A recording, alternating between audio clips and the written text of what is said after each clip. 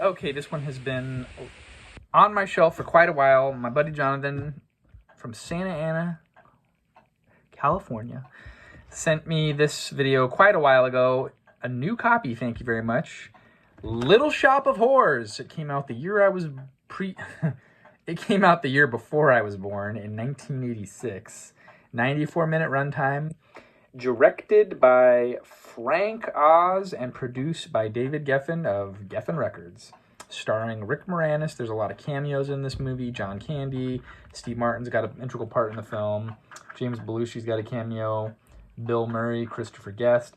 Anyway, this is based loosely off of a 1960 B film, black and white movie directed by Robert Corman. I didn't take notes of what his name was, but anyway, it's loosely based on that film.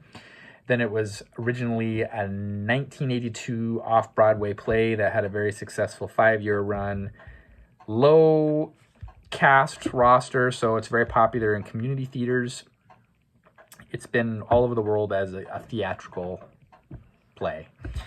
And then there was this film adaptation in 1986, filmed entirely on the soundstage for the 007 Albert Baccelli. Pinewood Studios in England, but it takes place in New York City in the early 60s, and the first film came out in 1960, so I think it's kind of mimicking that time period. It kind of shows a very gritty part of down and out New York. Lots of buildings from the late 1890s, early 1900s just ran down, derelict. They keep talking about Skid Row. There's this flower shop that Rick Moranis works at, and it starts off super nitty and gritty. And then they discover this plant in Chinatown. Grab my copy of Gremlins off the shelf. We're going to use that. See it right there? And I felt like this movie kind of tied in a little bit to Gremlins. Because in Gremlins, that they find the gremlin in Chinatown at some little shop. And then Rick Moranis finds this plant on the night of a solar eclipse in Chinatown at a unique plant shop. And he brings it home, and then it turns into this flesh-eating monster. So that's the gist of the movie, and it just goes from there. Rated PG-13, but you watched it and it wasn't too terrifying. No. There was not really a lot of CGI in the 80s, obviously, so they made use of puppets and practical effects, which I really like. I enjoyed the film immensely. It's kind of got a 60s rock pop / doo-wop, but you can see the 80s influence on the music, but I just felt like period correct. It felt very authentic. I loved the fact that it was recorded on a studio. They were really able to control the lighting, and the lighting throughout the whole picture is perfect, and I thought the set design was perfect, costume design was perfect. Right period correct cars, period correct dress. Loved the Steve Martin as a sadomasochist dentist. No offense to dentist. I wished I would have been a dentist.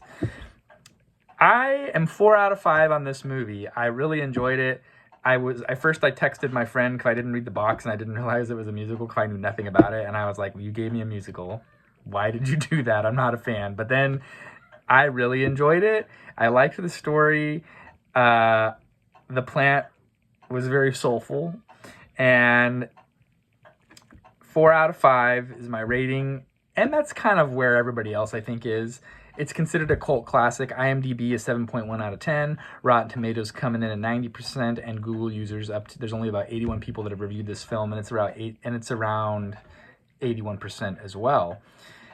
There is an alternate director's cut where there's 23 additional minutes of this that didn't test very well, so they cut it from the theatrical release. So there was a director's cut with the additional 23 minutes of added footage released in 2012. I would be interested to check that out.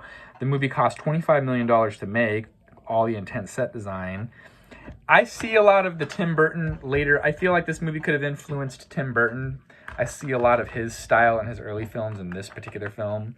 It grossed $39 million at the box office. And that's pretty much all aesthetically I really want to talk about it. There's lots of Yiddish involved. That's maybe important. Who knows?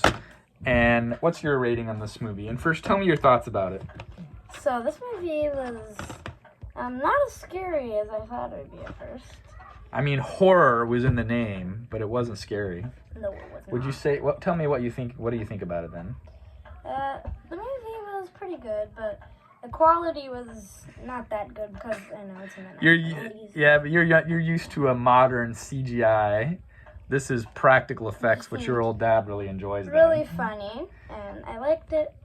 What would you rate it at out of 1 to 5? I would probably give it a 3 out of 5. That's fair. It's pretty good. Pretty good, but not your favorite. Not my favorite. See, I'm better than 3. I think it's worthy of a 4. But again, you're talking to a guy who's 36, and I'm used to this level of practical effects versus a younger guy right here who's only used to being wazzled and dazzled. So that's our review. Thanks for tuning in. Don't know if I'll get around to checking out the extra 23 minutes of the director's cut. Until next time, thank you, Jonathan, for sending this to me. If any of you out there have movies that you want me to review, please let me know, and I'll try and get to that because I got massive amounts of movies that I'm promising many people that I'll review. Until next time, goodbye.